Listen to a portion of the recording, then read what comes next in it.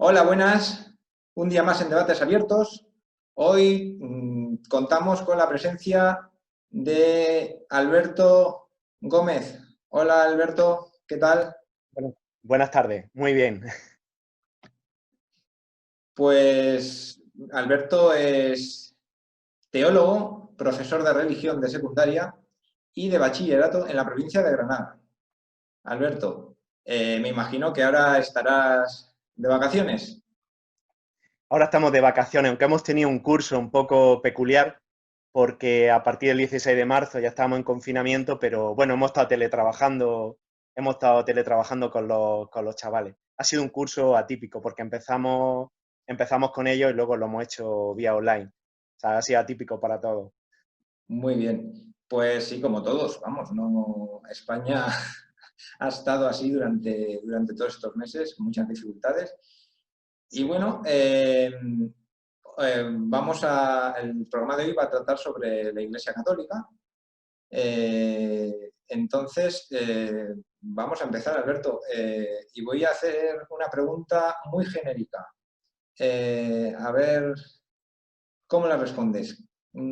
Simplemente, Alberto, ¿qué es la Iglesia? Esta pregunta es bastante compleja. Si tuviésemos que dar una definición así sencilla, elemental, básica, diríamos que la Iglesia es la comunidad de los seguidores de Jesús, es decir, eh, el grupo que sigue las enseñanzas de Cristo. La palabra Iglesia es una palabra de origen hebreo. Hay un verbo en hebreo que se llama el verbo kahal. Kahal significa convocar a la Asamblea de Israel. De la palabra cajal, de ese verbo, dio en griego la palabra eclesía. Eclesía era la asamblea de los ciudadanos que votan con manos alzadas. Fíjate qué cosa más curiosa. Esto nos recuerda un poco a la democracia. Y de eclesía dio en el latín la palabra eclesia. De eclesia da en nuestro castellano, da nuestra palabra iglesia. Es curioso porque el origen de la palabra iglesia en otras lenguas viene por distintas vías. Por ejemplo, en el griego bizantino, Kyriakos, Kyrio en griego significa Señor. De ahí viene la palabra alemana Kirche, que es iglesia, o por ejemplo en inglés church, además tienen la misma raíz. Para conocer la iglesia nos tendremos que remontar al capítulo 16 del Evangelio de Mateo, cuando el Señor coge aparte a Pedro y le dice: Pedro, tú eres piedra y sobre esta piedra edificaré mi iglesia y las puertas del infierno no prevalecerán. Te doy la llave del reino de los cielos, lo que ate en la tierra quedará atado en el cielo, lo que desate en la tierra quedará desatado en el cielo. Ese pasaje del Evangelio de Mateo, archiconocido por todos los que han estudiado eclesiología, la eclesiología es la ciencia que reflexiona y estudia la iglesia. En ese pasaje se dan una serie de claves. Es decir, Pedro constituye la piedra. De hecho, la palabra Pedro, porque su nombre en realidad era Simón, la palabra Pedro viene del latín Petrus, que quiere decir la roca firme sobre la que se asienta la iglesia. Hay un hecho fundacional, el hecho fundamental, sobre todo, especialmente en la actualidad para los críticos de la Iglesia, dice, bueno, la Iglesia es una invención humana, es algo que se han sacado los seres humanos de la manga. No, la Iglesia para los católicos tiene una fundación divina y eso le denominamos nosotros, a este pasaje del Evangelio de Mateo, le denominamos nosotros el hecho fundacional. Es decir, el propio Cristo, al cual los cristianos consideramos Dios, es el que le da el encargo y constituye en Pedro como la piedra sobre la que se asienta la iglesia. Y luego también nos habla de una cosa que en el judaísmo antiguo se entendía perfectamente. Te doy la llave del reino de los cielos. Lo que ate en la tierra quedará desatado en el cielo, lo que desate en la tierra quedará desatado en el cielo. Eso se llama la potestad de la llave, el poder de atar y desatar. Es decir, en definitiva, la autoridad de la iglesia, la autoridad no solamente doctrinal, sino disciplinaria sobre la iglesia. La iglesia se estructura en dos partes para los cristianos, para los católicos. Estaría la jerarquía y el pueblo de Dios. Eh, Muchas veces la jerarquía, además, de hecho, lo vamos a tratar también en el programa, en el guión que me pasaste y demás, que luego lo desarrollaremos. La jerarquía muchas veces se ha entendido en clave de posesión y de dominio, o en clave de dominación, pero en realidad la jerarquía en la iglesia, tal y como entendida, se ha de entender siempre en clave de servicio. Es decir, los diáconos, los presbíteros y los obispos están para servir. Tienen esa misión dentro de la iglesia se estructura en jerarquía y pueblo de Dios, pero en realidad tienen una función de servicio en el seno de la iglesia. Esa sería. La Iglesia Católica es curiosa porque de todas las confesiones cristianas es la más numerosa. El hecho diferencial de la Iglesia Católica es el primado de Pedro. Es decir, nuestra Iglesia tiene una fundación de origen divino, lo que hemos dicho, el hecho fundacional. Pedro sería la cabeza de la Iglesia, el Señor constituye ese ministerio y Pedro representa la unidad de la Iglesia. Esa sería sería como el hecho diferencial con las otras iglesias cristianas, es decir, la autoridad de Pedro, es decir, el primado de Pedro. Eso sería como el hecho diferencial. De Y luego hecho, la otra parte... Alberto, de hecho, claro, otras iglesias, precisamente el protestantismo, ponen a la palabra por delante de la palabra de Dios por delante de la propia iglesia. Es decir, la Biblia Sí, por sí, delante sí. de la iglesia. Eso no es así, porque, como tú dices, Jesucristo funda la iglesia. Jesucristo no funda ningún tipo de libro escrito que ese a su vez haya fundamentado la iglesia. Es decir, desde un punto de vista cronológico fundacional, es anterior la iglesia a la Biblia tal y como la conocemos hoy de Nuevo Testamento, ¿no? De hecho, date cuenta que cuando nosotros hablamos del depósito de la fe, el depósito de la fe está compuesto de la Sagrada Tradición y de la Sagrada Escritura. Pero antes de la Sagrada Escritura estaba la Sagrada Tradición. Es decir, claro, primero tiene que estar Cristo con sus apóstoles. Primero está la predicación, la predicación del Maestro. Y después, ulteriormente, vendrá es decir, de escribir la Biblia, de escribir los textos sagrados, lógicamente.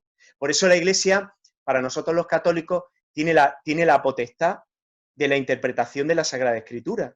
Claro. Pero para nosotros es muy importante, en el depósito de la fe no únicamente tenemos en cuenta la Sagrada Escritura, sino que también tenemos en cuenta la Sagrada Tradición. Y siempre, lógicamente, primero está el Señor con los apóstoles, está la comunidad inicial y después está la Sagrada Escritura. Por supuesto hay que darle la relevancia y la importancia que tiene la Sagrada Escritura porque forma parte del depósito apostólico. Pero la Sagrada Tradición también es muy importante y no podemos perder de vista que primero es ese hecho fundacional, Cristo que funda su iglesia y luego los apóstoles. Y luego ya, en un momento ulterior, vendrá la redacción de los textos sagrados. Me refiero al Nuevo Testamento. Pues claro, el Antiguo Testamento lo asume la Iglesia, por supuesto. Nosotros somos esa continuidad con la comunidad de Israel, con el pueblo de Israel, pero primero está nuestro hecho fundacional. Por eso para nosotros, para los católicos, tiene tanta importancia la Sagrada Tradición. Por ejemplo, para los protestantes, concretamente para los luteranos, ellos de alguna manera ningunean la tradición.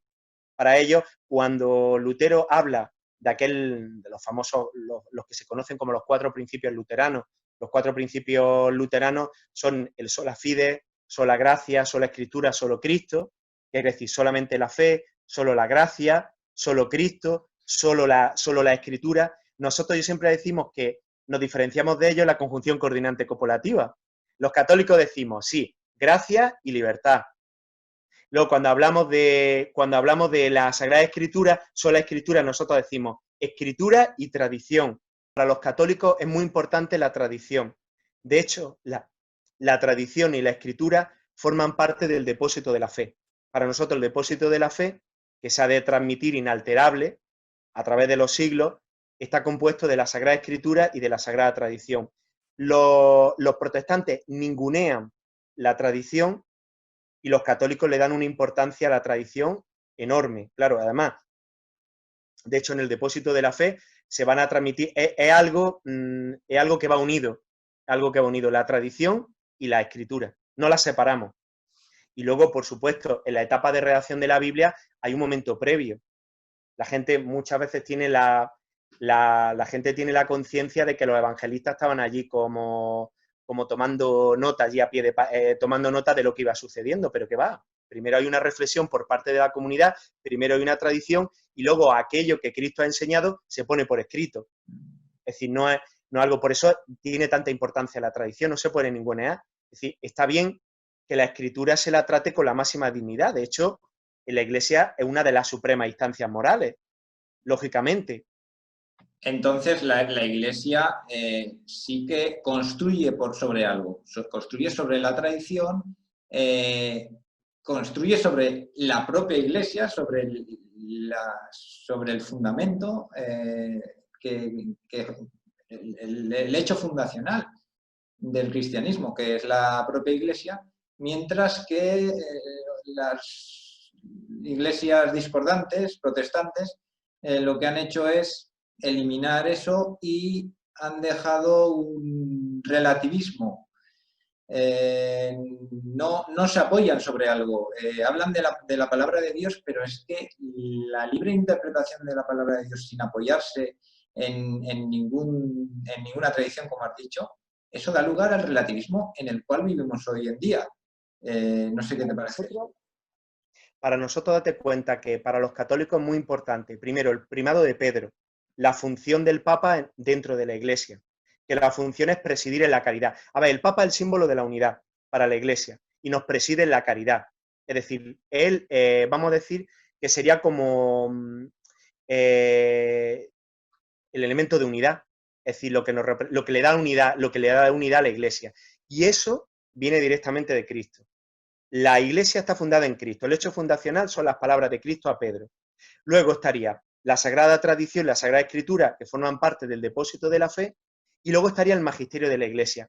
El magisterio de la Iglesia es la capacidad de interpretación, es decir, lo que la Iglesia ha ido, vamos a decirlo así, grosso modo, lo que la Iglesia ha ido opinando sobre distintos temas a la luz de la tradición y de la Escritura.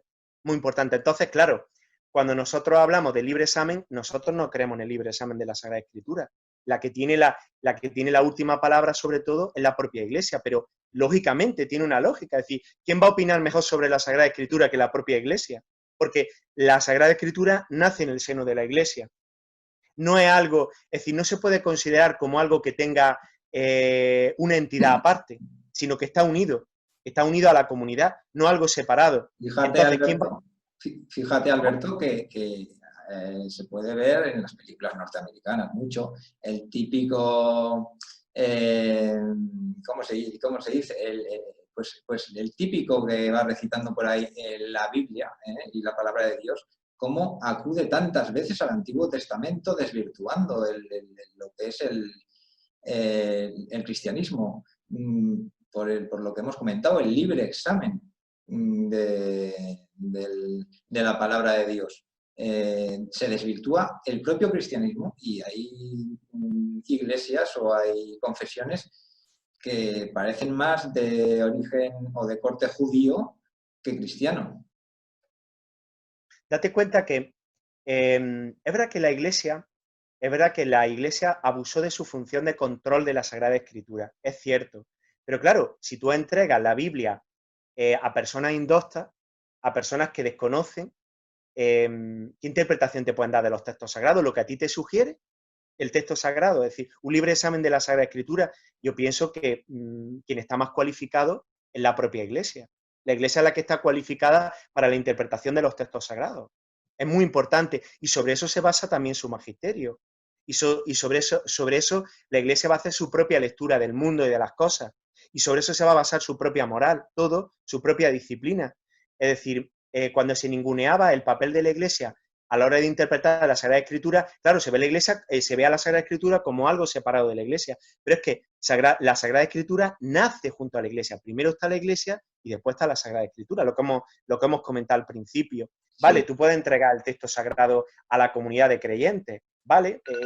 En aras, perdona, porque ahora ha sonado una alarma. Ahora. Nada, Es decir, tú puedes entregar, estas son las cosas del directo, tú puedes entregar la Biblia a los creyentes, decirles que ellos tienen la autopistía del Espíritu, es decir, la capacidad para discernir y que ellos lo sometan a su libre examen, pero ¿qué? El Espíritu Santo lo ilumina y ellos El Creo todo que vale, eso da lugar al todo vale y bueno, pues al final aquí estamos, ¿no? Con un relativismo moral, un relativismo en todo, el subjetivismo de que yo tengo mi opinión y es tan válida como la tuya.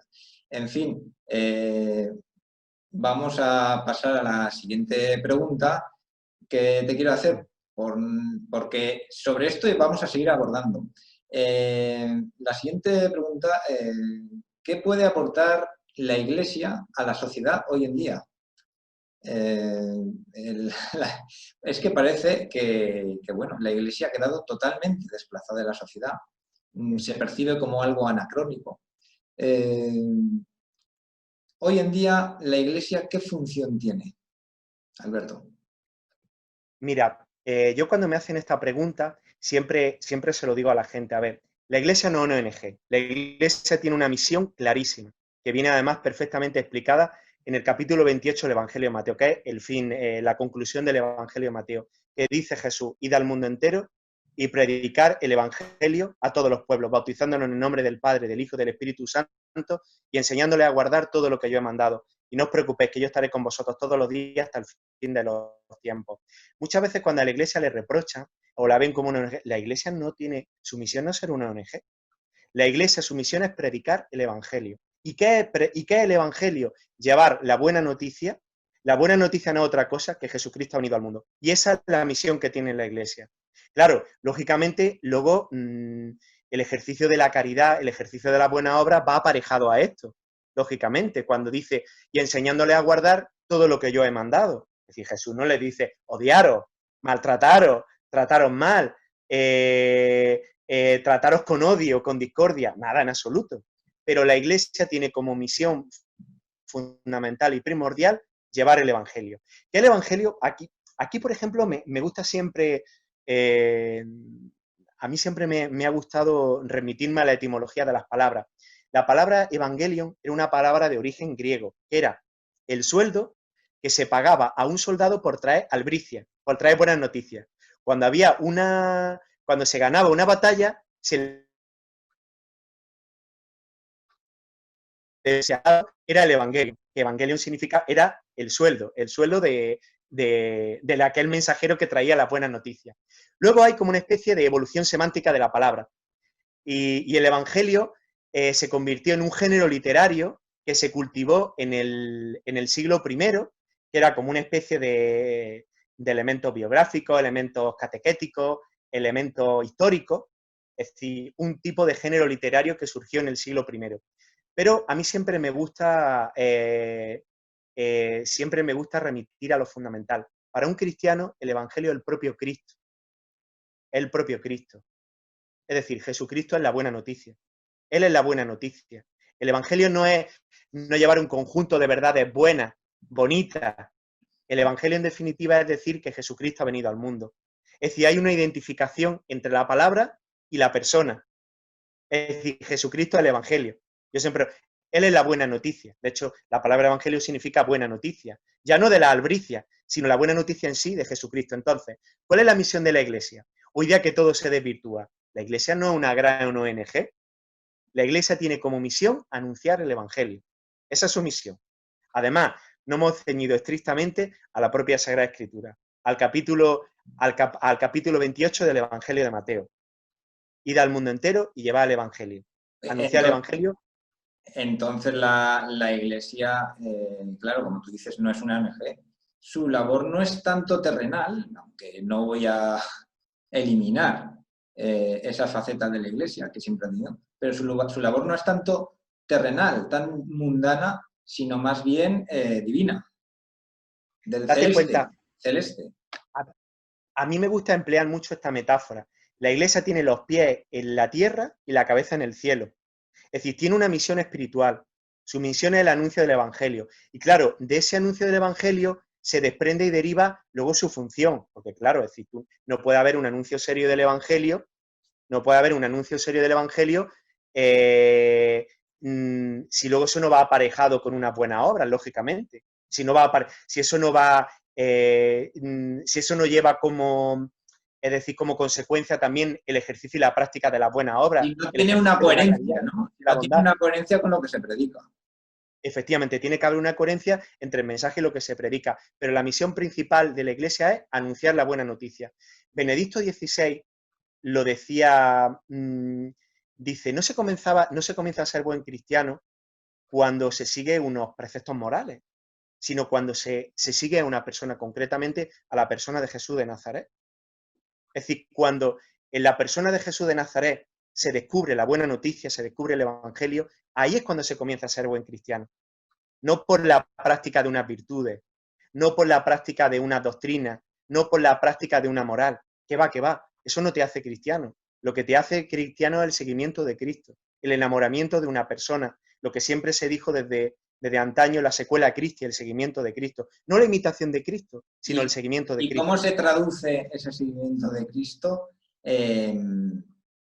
¿Cómo se traduce de forma más tangible, que lo puedan ver, de forma más concreta, más gráfica, que lo puedan, Mira, que lo puedan cuando, entender nuestros oyentes?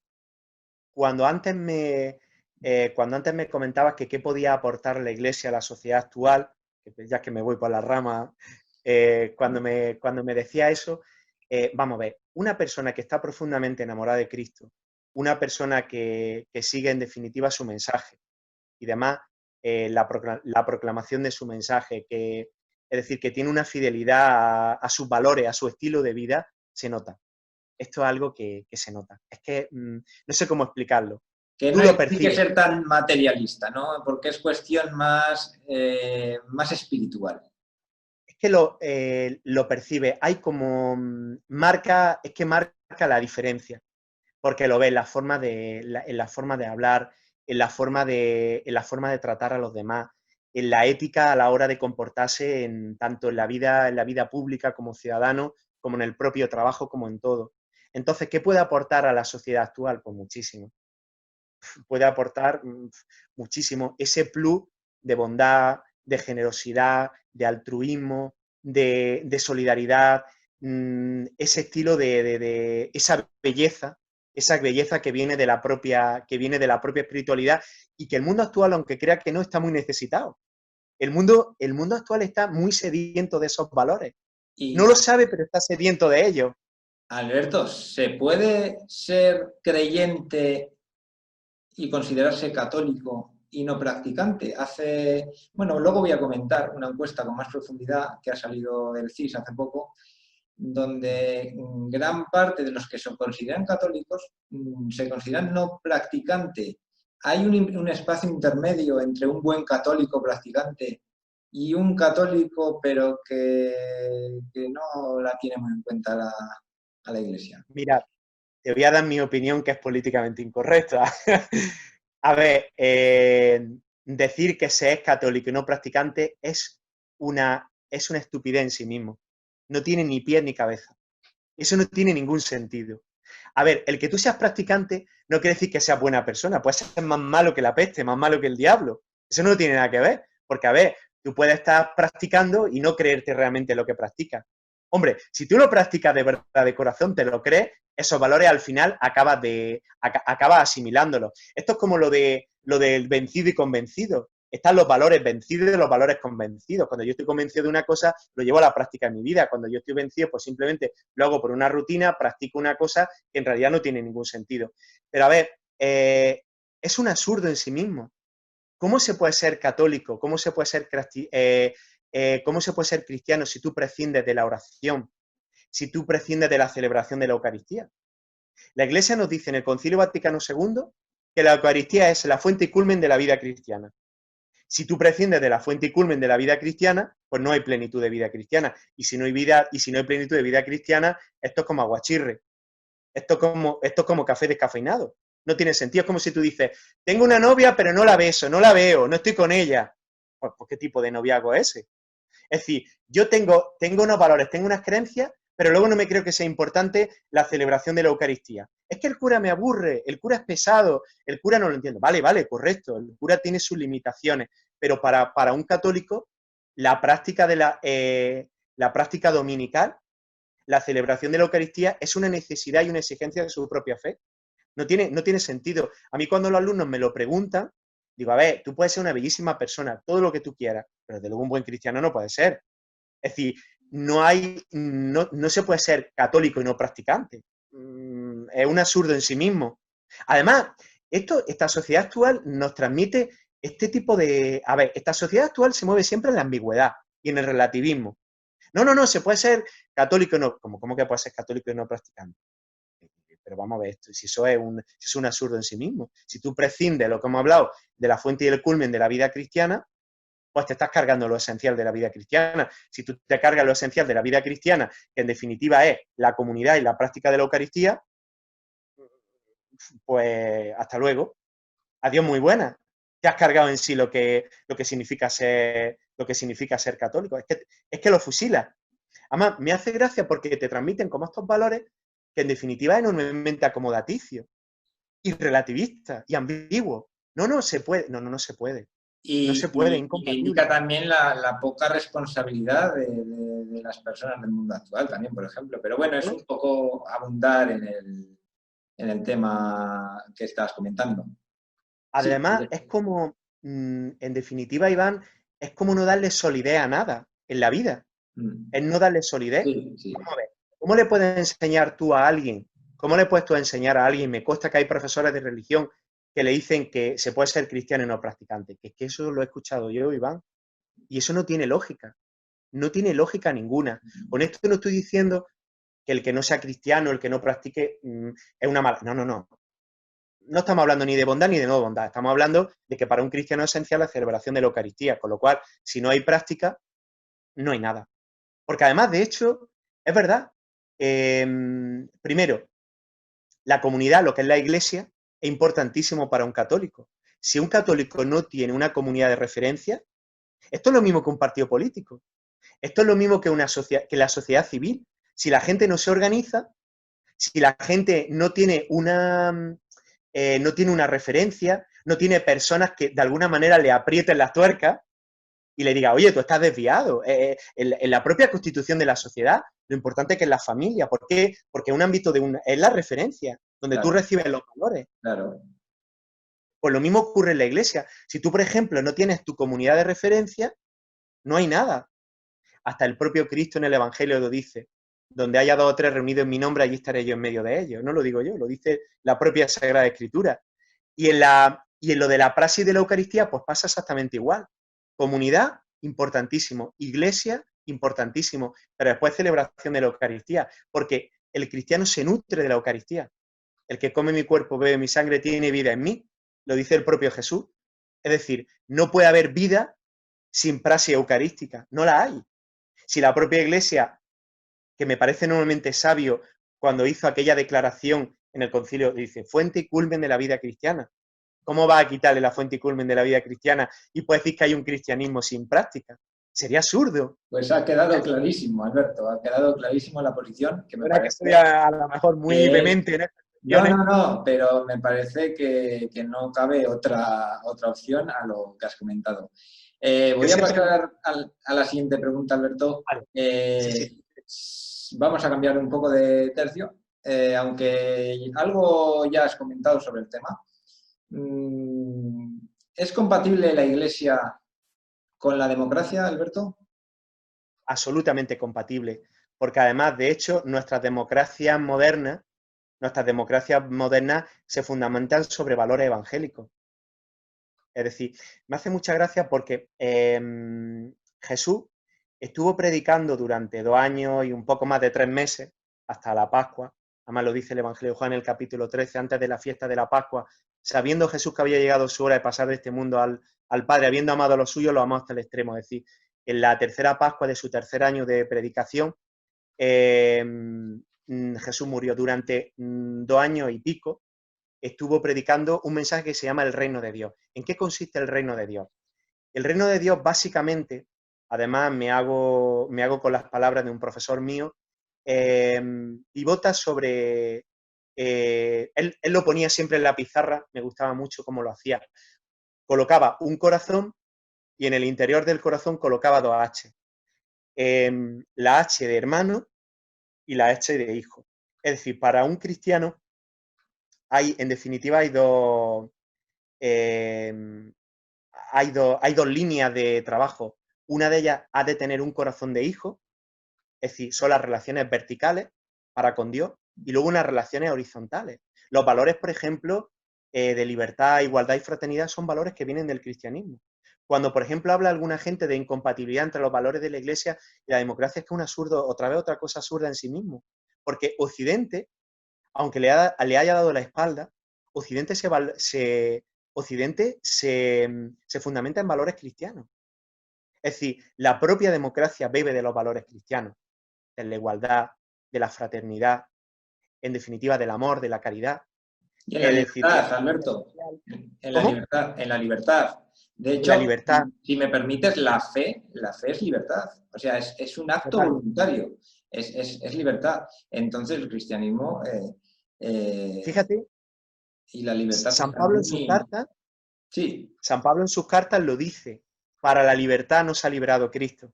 A mí me encanta esa frase porque me parece magistral, para la libertad nos ha liberado Cristo.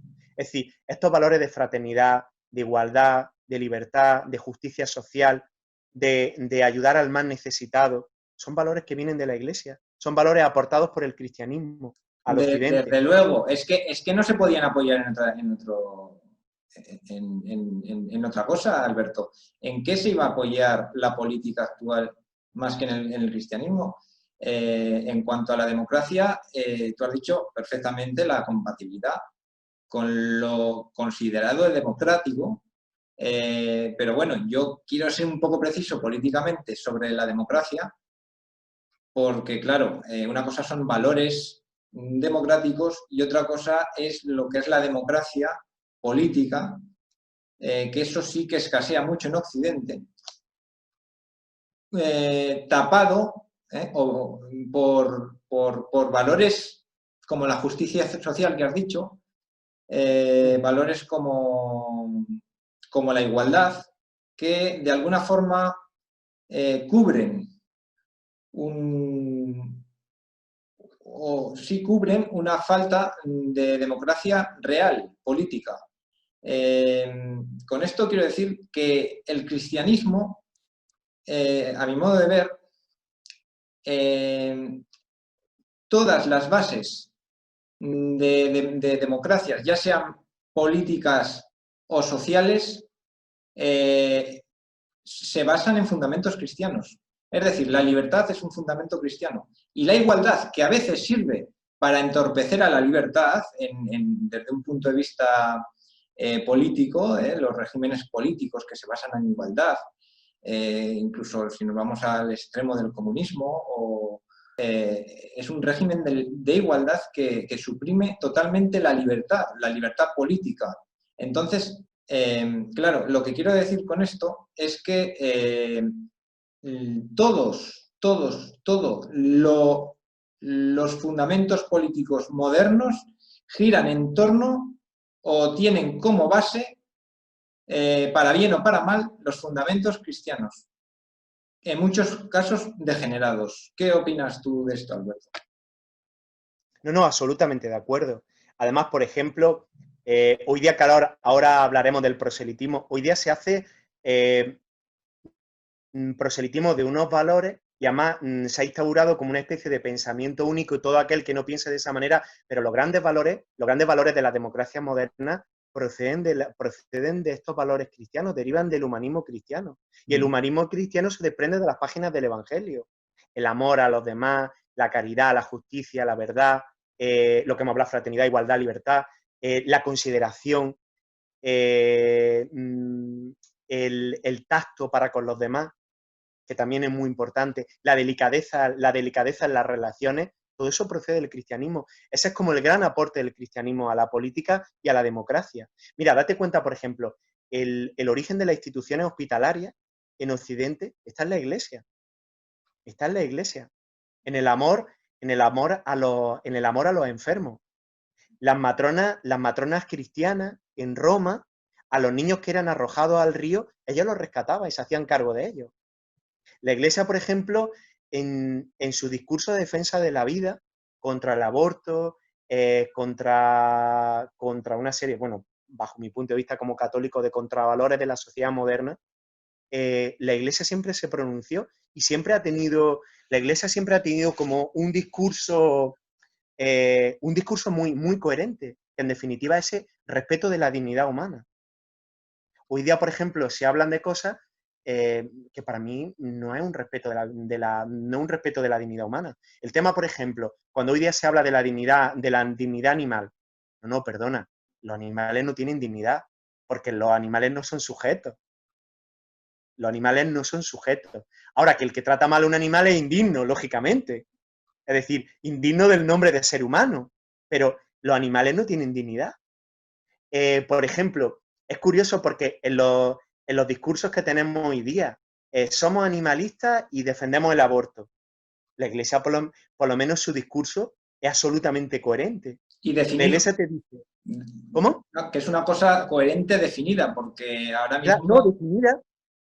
La Iglesia, por ejemplo, te dice, la vida debe ser salvaguardada con el máximo respeto desde la concepción hasta la muerte. Es decir, en todas las etapas de la vida. Es decir, es omniabarcante, lo abarca todas las etapas. A mí eso me parece mucho más coherente. ¿Cómo puede defender, por ejemplo, la dignidad de un animal y está a favor del aborto? No sé, creo que ahí hay un sesgo tremendo. Algo que te lo quieren vender como democrático, pero a mí me parece absolutamente antidemocrático. Bueno, con esto me van a apedrear, me van a quemar en la hoguera, pero creo que tenemos que tener libertad también para decir lo que pensamos, porque los cristianos muchas veces estamos amilanados. Es lo que hay, es lo que hay, Alberto. Es decir, me parece mucho más coherente. En ese aspecto me parece mucho más coherente su discurso de la defensa de la dignidad humana. Cuando dice, la Iglesia defiende la vida, claro, es que en su doctrina lo dice claramente, defensa de la vida desde la concepción hasta la muerte. Entonces, por concluir, no sé si te parece que no es que la democracia sea compatible, o la Iglesia sea compatible con la democracia, sino que la democracia es un epifenómeno o surge de la propia moralidad cristiana. Tanto todos los tipos de democracias, tanto las democracias sociales, materiales, que se fijan en la igualdad, y las democracias políticas que establecen unas reglas de juego para instituir la libertad política y garantizar los derechos. Entonces, es que se está pensando en modo cristiano cuando se elabora todo este tipo de ideologías o todo este tipo de sistemas políticos. Alberto. Eso No, es lo que quería añadirte. Totalmente. Que no es que la Iglesia sea compatible con la democracia, sino que somos demócratas, pensamos en democracia porque somos de origen cristiano. Además, ya te digo, en la raíz de esos valores que hoy día son tan importantes a la democracia, lógicamente reluce la base, es decir, la base y la matriz en los principios que vienen del Evangelio. Así que entonces podemos también decir que el cristianismo se ha degenerado con las ideologías, como has comentado tú también, que incluso la Iglesia Católica combate, porque esa persecución constante por la igualdad, cuando la igualdad es una cosa utópica dentro del mundo terrenal, no se puede ser igual, todos nacemos diferentes, todos tenemos diferencias, y bueno, la igualdad abordada desde un punto de vista equívoco, aunque sea un valor cristiano, puede ser contraproducente. Alberto. Pero cuando hablamos de igualdad, obviamente no todos somos iguales. Unos son guapos, otros son feos, unos tienen más inteligencia, otros tienen menos inteligencia. Más bien sería una igualdad de oportunidad. Además, la Iglesia, por ejemplo, y en el propio Evangelio, el propio Jesús, que en definitiva es el modelo y referencia de la comunidad cristiana, él tiene debilidad por los necesitados, por los más pobres, por los excluidos. ¿Por qué? Porque ellos tienen menos oportunidades que los otros. Esa es la cuestión. Entonces, la igualdad de oportunidades, no es la de resultados, que es la que pretenden ahora en muchos sitios, que es una tergiversación del concepto de igualdad cristiano, Totalmente. incluso greco-romano, que bueno, la igualdad de oportunidades tiene que ver con la igualdad de todos ante la ley, de que todos seamos iguales, considerados ante la ley, todos tenemos la misma oportunidad para llegar a los mismos sitios.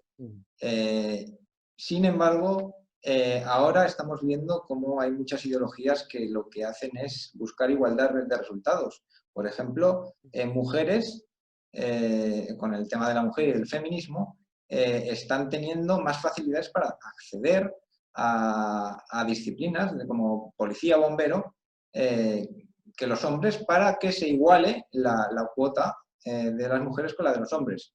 ¿Qué provoca esto? Pues bueno, pues que si a mí alguien me tiene que salvar de un incendio, bueno, yo no peso mucho, la verdad, igual una mujer puede conmigo, pero una persona más grande como tú, que yo te conozco en persona y eres más alto y más grande, bueno, una mujer posiblemente no pueda contigo y no te pueda sacar de ese incendio. Con esto quiero decir que se está tergiversando mucho los valores de igualdad y que están sirviendo para tapar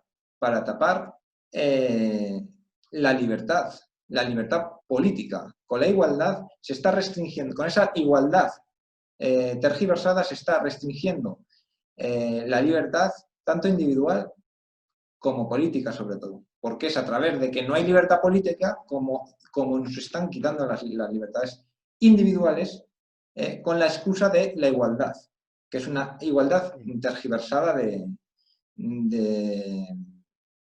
pues de los valores cristianos y propia del relativismo, por cierto, que bueno, que viene de otras iglesias que no son católicas y que lo han fomentado.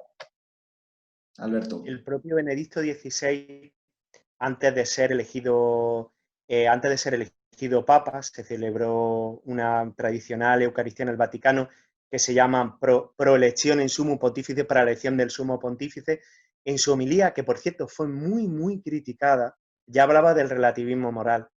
Además, es que el Papa Benedicto XVI, una de las grandes, bueno, de las muchas grandes proezas y una de las grandes cosas por las que será recordado, por lo menos para los que hemos conocido su figura y demás, es en su lucha contra el relativismo. Él tenía una batalla contra el relativismo moral, que en definitiva, el relativismo moral igual a vacío, el relativismo moral igual a tristeza, y en definitiva, es la nada, el vacío absoluto. A eso te lleva, a la ambigüedad, a la nada. Mientras que del cristianismo nace, del catolicismo nace la escolástica, que no es la nada, es lo contrario, es construir sobre algo siempre, ¿no? Y es lo que veníamos diciendo, hablando de lo que son los fundamentos de la Iglesia. Jesús funda la Iglesia con Pedro y a partir de Pedro y de esa fundación, de ese hecho fundacional de la Iglesia, es como se va generando el resto de dogmas, la escritura, la Sagrada Escritura y todo lo demás. Bueno, voy al hilo de esto, vamos ya a ir porque claro, hemos abordado la democracia desde un punto de vista extenso, incluso a mi modo de ver, tanto hemos metido un poco en el mismo saco a las democracias de tipo políticas como las que pretenden ser sociales, de tipo material, las falsas democracias, las democracias sin determinar, sin definir, nuevamente volvemos al clericalismo, frente a esa democracia política definida, que simplemente consta de dos requisitos, que es la representación y la separación de poderes. ¿Vale? Entonces, esta última se acerca más a esos valores cristianos de definir las cosas. Y bueno, pues al hilo de esto voy a pasar al tema del anticlericalismo del Estado y de las sociedades modernas. O sea, estas sociedades modernas y autodenominadas democráticas, que son igualitaristas, que no igualitarias, o que no hay igualdad real, ¿no? Pero son igualitaristas porque lo que hablan es todo el tiempo de la igualdad. Este anticlericalismo del Estado y las sociedades modernas bueno, viene de una concepción relativista, como has dicho tú, Alberto, y como te pilla de cerca y lo has sufrido de cerca porque vives en Granada y conoces, yo creo que bastante bien la situación, quería que me hablases del suceso que ocurrió en Granada en pleno confinamiento, en abril, en una misa que tuvo lugar en la Catedral de Granada y que, bueno, tuvo que ser desalojada. Tuvo que ser desalojada la catedral y los fieles tuvieron que salir, la misa tuvo que ser interrumpida porque lo consideraron así las autoridades. Pero parece ser que se hizo un trato no igualitario en este modo a la Iglesia Católica, porque sí que se han celebrado otros actos, tanto religiosos como no religiosos, de personas que guardaban las distancias de seguridad y todos los protocolos que había que hacer acorde a la ley vigente entonces, y no hubo ningún problema. Sin embargo, ¿qué pasó en la Catedral de Córdoba, Alberto? Perdón, de Granada. En la Catedral de Granada yo no estuve presente, fue concretamente el Viernes Santo. Entonces estaban celebrando los oficios de... Todo el mundo sabe el que tiene una mínima... me llamó la atención que denota también la ignorancia que hay en los propios periódicos, pero bueno, ya una ignorancia social. Además, de hecho, hay gente que incluso blasona de esa ignorancia. Si no tiene tener una ignorancia cristiana se considera como casi que algo bueno. Es decir, se ignora algo. A ver, el Viernes Santo es el único día del año que no se celebra la Eucaristía. Se hace un oficio de Viernes Santo en el que se conmemora la muerte de Jesús. Entonces, había unos fieles en la iglesia, no llegarían entre los celebrantes y los asistentes, no llegarían a 30 personas. Imagínate las dimensiones de la Catedral de Granada. La Catedral de Granada, que tú la conoces, es inmensa. No es que estaban guardando las distancias de seguridad, es que superguardaban las distancias de seguridad, porque entre algunos fieles podría haber 15 metros perfectamente de distancia, pero dadas las dimensiones. Vamos a ver, el mal llamado estado de alarma que hemos tenido en España, porque es mal llamado, no interrumpe el derecho a la libertad religiosa. Vale, podíamos estar confinados, pero ¿está prohibido asistir a un acto de culto para un cristiano? Yo es que eso lo dejo sobre la mesa, lo dejo ahí, porque si las propias autoridades no saben lo que es el estado de alarma, si las propias autoridades no aplican lo que dice la ley, el estado de alarma no suspende la libertad de culto, no la suspende. El estado de excepción y sitio sí, pero no es que la suspenda, es que la suspenda en aras de un bien mayor, lógicamente, pero en un estado de alarma no queda suspendida la libertad de culto. Por eso, la policía que fue a la catedral y que instó a los fieles que estaban allí a que saliesen fuera, ¿en base a qué? Mi pregunta es: ¿en base a qué? O sea, ¿contraviene lo que dice la ley? No lo sé. A mí no Hay me... hay un Yo quiero trato pensar bien, diferenciado. pero... O sea, a la Iglesia se le tiende a tratar mal, Alberto, con respecto a otras cosas, ni siquiera, incluso a otras religiones, porque en pleno confinamiento vimos también celebraciones islámicas en la calle que fueron protegidas por donde estaba presente la policía.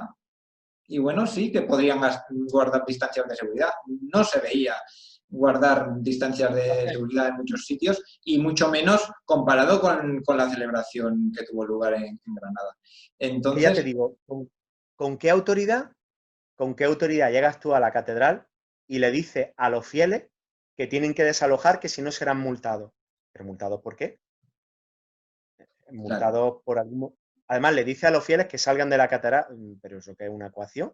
Para que se marche. O sea, que si no vais de la catedral me multas. ¿Me multas por qué? ¿Qué es lo que estoy haciendo mal? incluso una misa dada en terreno privado, que no es en la calle pública, En un ámbito terreno de privado, la ¿verdad? propia iglesia, esto es otro caso, afuera en la calle, eh, con megafonía, donde está el cura y una persona más, y la policía municipal, esto no sé dónde fue exactamente, pero fue aquí en España también, la policía municipal acudió a parar el acto sin más. O sea, ¿por qué? ¿Por qué esto? ¿Por qué crees que hacen esto con la Iglesia? Este trato que es Fíjate, totalmente desfavorable hacia la Iglesia, Alberto. Fíjate, Iván, que yo en el confinamiento, las 2 primeras semanas, seguía la misa dominical a través de los medios, pues a través de la televisión, ya está, pues, bueno, es decir, de las distintas plataformas que tenía, muchos sacerdotes la estaban retransmitiendo en streaming, y a partir de ese día empecé a ir todos los domingos a misa. A partir de ese momento, en ejercicio de mi libertad de culto. Yo puedo ir a misa, es decir, el estado del alma a mí no me prohíbe. Claro, Alberto, Me es pareció que, aberrante es que que, la policía llegue en aras de unas órdenes de unos superiores, pero los superiores, ¿con qué autoridad? Te metes en la catedral, un edificio privado que pertenece a la iglesia, te metes dentro del edificio a decirle a los fieles que salgan. Vamos, encima me amenaza.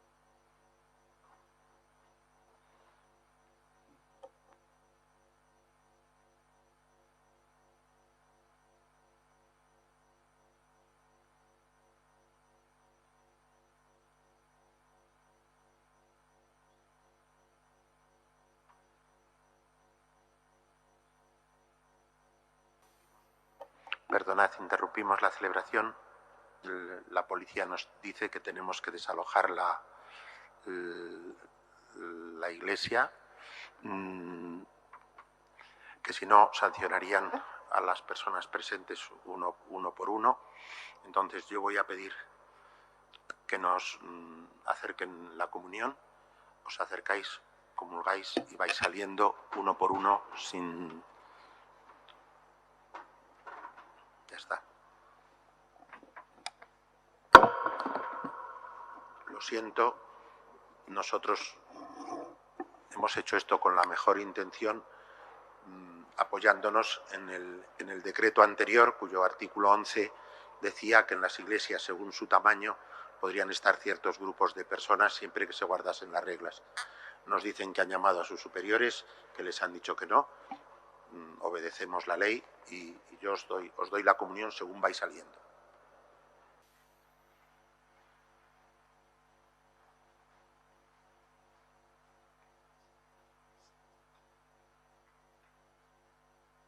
Sin caer tampoco en el victimismo, es decir, no podemos tampoco caer en un victimismo, ay, nos persiguen, nos maltratan y demás, pero obviamente lo que ocurrió en la Catedral de Granada fue absolutamente irregular, pero lo mires por donde lo mires, absolutamente irregular. sí, pues efectivamente el trato de las autoridades va más con una actitud laicista. Voy a diferenciar aquí entre laicismo y laicidad. Bueno, el laicismo es una ideología Totalitaria y pro-laica, excluyente de lo religioso. excluyente, es excluyente. Es Total. Yo excluyente, siempre lo mientras la digo, laicidad es una cosa neutral, es una cosa de un derecho, de, de libertad religiosa, de que el Estado no entre en ningún momento a arbitrar o no tenga predilección por ninguna confesión, pero el laicismo al final acaba siendo, por ideológico, acaba siendo anticlerical. Entonces, aquí en España hay laicismo, como lo hubo en la Segunda República, sin beligerancia de momento, pero lo hay. Quería comentarte también, Alberto, que se está perdiendo bueno, también, nos estamos volviendo demasiado materialistas, ¿no? Porque es verdad que la salud es importantísima, pero también hay que tener el cuidado personal del espíritu, del alma, sobre todo, claro, a todos los que creen en ello. Tienen que tener derecho a las personas que tienen que tener una higiene espiritual de ir a rezar todos los días, de ir a misa, tienen que tener ese derecho porque para ellos es tan importante como la salud. Date cuenta, dice, no hay beligerancia, aunque depende en qué ámbitos, porque claro, cuando vemos, por ejemplo, lo que ocurrió en Madrid con Rita Maestre, que asaltó aquella capilla de forma tan impune, pues yo lo veo bastante agresivo y beligerante. O cuando vemos algunas pintadas que estamos hartos de sufrir, que la estén borrando aquí en Granada, hay una pintada que es muy recurrente, que están haciendo constantemente en la catedral y en otras iglesias, que dice, la iglesia que más ilumina es aquella que arde. Es terrorífico. Es terrorífico. Esa pintada Esa pintada yo la he visto en varias iglesias de aquí de Granada. Además digo concretamente, la he visto en los muros de la catedral, la he visto también en la iglesia de la Inmaculada, la iglesia de los Capuchinos, y en alguna que otra iglesia la he visto. Hombre, Pero Alberto, esto no es más, este anticlericalismo no es más en realidad una forma de tapar, porque esto está motivado por diversas ideologías, pero que son abanderadas por partidos políticos, y que no es más que una forma de tapar la propia corrupción de ellos, porque ahora mismo la Iglesia no tiene ese peso que tuvo en el Renacimiento, ese peso del Papa Borgia, esa Iglesia controladora política de todas las instancias casi políticas que había. No, hoy la Iglesia no tiene para nada ese peso, está muy menguada, y sin embargo sí que hay otro tipo de ideologías, otro tipo de doctrinas que están ponderadas desde el Estado y ayudadas con muchísima mayor peso a nivel económico y social ahora mismo, y político. Entonces, es una forma de tapar su corrupción y de dónde vienen. Es enseñar al ciudadano un falso enemigo, la Iglesia. Alberto. No, y ya está, porque la Iglesia también representa unos valores que muchas veces no están en consonancia con los valores estos del pensamiento único, de la dictadura del pensamiento actual. Entonces, claro, como la Iglesia tiene, a ver, no tiene ese poder que tuvo antaño, pero es como una especie de poder débil. Poder tiene también porque muchas veces la Iglesia obviamente es una instancia moral, y también la Iglesia es una referencia para muchísimos cristianos. Más que poder, Alberto, se le puede decir autoridad. Un poder débil, como le llaman hoy día, le llaman No, el poder débil. pero autoridad, desde un punto de vista de autoridad. Una autoridad. De autoridad, una autoridad moral. No es un poder, no es un poder político, es una autoridad moral importante, aún importante. Date cuenta que cuando la gente tiene algún problema, es decir, la iglesia, muere un familiar, acuden a la iglesia. Cuando hay algún problema de algún tipo, acuden a los servicios, los propios comedores sociales. Los propios comedores sociales de la iglesia están haciendo una labor impagable por la sociedad. Entonces, obviamente, eso le da una autoridad. Las propias instituciones hospitalarias sostenidas por la iglesia, lo que es la acción sociocaritativa de la iglesia, eso le da una autoridad. Lógicamente, le da una autoridad moral. Y la iglesia luego también representa unos valores que entran en clara contradicción con esta dictadura del pensamiento. Claro. La iglesia no tiene un discurso... Es que precisamente mientras ellos hacen se comportan de una forma inquisitorial. O sea, todo eso que critican de la iglesia es lo que hacen ellos. Es una forma de enseñar un falso enemigo, como he dicho, y eso es el anticlericalismo, es eso, es una forma de transformar esa iglesia-estado que en un momento de monarquía absoluta, hace ya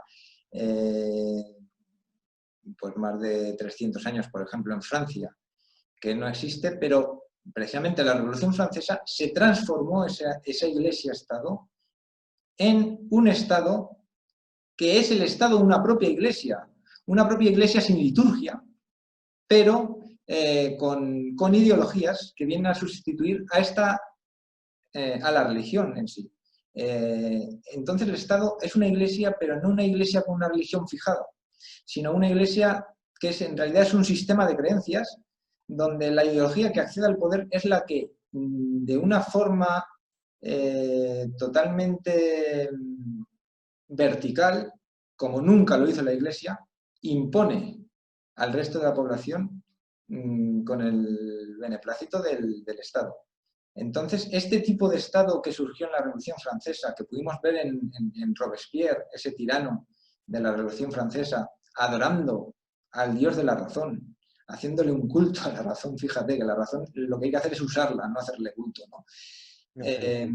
Creando un calendario de la República rompiendo con el tradicional gregoriano. Nuevamente volvemos a lo que has comentado tú antes. El calendario, el calendario gregoriano es la tradición, rompe con la tradición, por tanto, va en contra en realidad de los valores de la Iglesia y de apoyarse en la tradición, y tan necesarios para sostener las sociedades y bueno, y de esos polvos, estos lodos. Seguimos en la misma dinámica. Sin embargo, tenemos otro tipo de democracia, que en realidad para mí es la auténtica, que es la democracia formal, en las cuales pues no se practica ese anticlericalismo porque la sociedad es libre de ejercer su religión, es libre, la sociedad, políticamente, y por tanto no hay desde el Estado una imposición a la sociedad para que practique una religión u otra. Lo que hay es una laicidad donde el Estado en muchos momentos es neutro, no se mete, y hay una libertad religiosa, y todo eso, además, es decidido por la ciudadanía que sea así. No es el Estado el que impone. Es curioso, Iván, y sobre todo a tenor de lo que estás hablando, la identificación entre el Estado y una ideología, que es lo que ocurre hoy día, y unos valores y unas creencias. El Estado tiene que asegurar que todos los valores y las creencias de la sociedad se den. Pero es curioso, por ejemplo, con la ley educativa,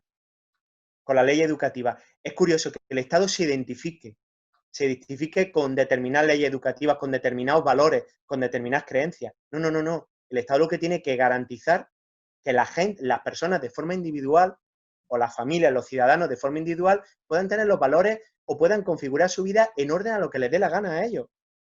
Pero que no haya unas creencias estatales. Pues claro, unas creencias estatales, lo que tú has hablado, esa liturgia, utilizar los medios de comunicación, utilizar los parlamentos, utilizar, por ejemplo, las leyes educativas para transmitir unos valores, aquellos valores de la Open Society, el feminismo, el animalismo, el aborto, el tal, las propias leyes LGTBI, etcétera, etcétera. Es decir, hay una identificación total con esas creencias, con esos valores. Y aquella persona que no adecta de eso, la persiguen. Se convierte lo mismo que en la secta, en un lasi. Una persona que está absolutamente perseguida. Se la considera una nota discordante, un elemento que hay que exterminar, que hay que anular, que hay que quitar. No me extraña que a la Iglesia lo que quieran es borrarla de un plumazo. Es que no me extraña. Claro, en esa concepción estatal... Es que su enemigo, en el fondo es el enemigo acérrimo. de este Estado Providencia, llamado así científicamente, sí. Estado Providencia, que es una concepción del Estado, como he dicho antes, de una dirección política que no es otra que la de una dirección política equivocada, errada, que para nada es democracia, pero que simula ser democrática y además para tapar su antidemocracia, pues lo que hace es cargar contra instituciones, contra la institución de la Iglesia, pero precisamente lo que hace es lo mismo que lo que critica. En fin.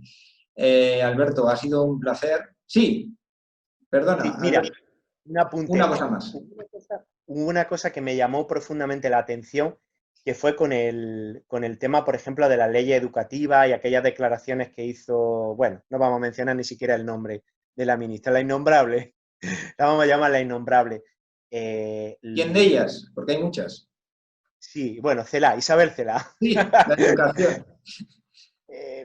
Aquellas declaraciones que hizo con respecto a los padres y la educación de los hijos, pero vamos a ver si es que la educación de los hijos está en manos de los padres, lógicamente, y los padres tienen que transmitirle los valores que quieran transmitirle a su hijo, y el Estado no tiene ninguna autoridad para hacer absolutamente nada. El Estado lo que tiene que amparar, proteger, tiene que proteger, tiene que amparar, pero los padres son los que tienen que darle los valores que quieran a su hijo, en plena y absoluta libertad.